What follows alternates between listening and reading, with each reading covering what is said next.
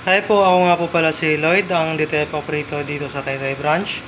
Last week po, ginamit po ito ng 6 na araw na may total 186 na naran.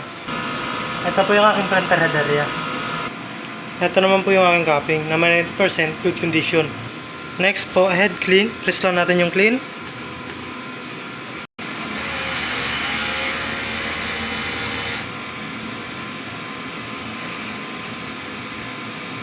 Pagkatapos po ng head clean, punasan natin yung wiper.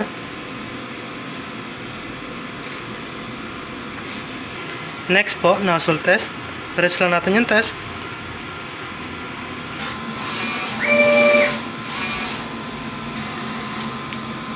Yan po.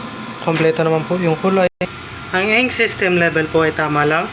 Ang waste tank naman po ay nalinis last week. Ito naman po yung ground wire. At dito naman po yung AVR. Dito naman po nakalagay ang aking mga stocks. Ito po yung para sa unused supply. Ito naman po yung sa in-use. Dito naman po nakalagay yung aking powder tsaka cleaning solution. At dito naman po yung film.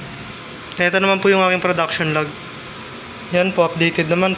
Ito naman po yung aking consumable monitoring. Ito yung para sa cyan, sa magenta, sa yellow, sa black, sa white, sa film, powder, clear solution, at green solution.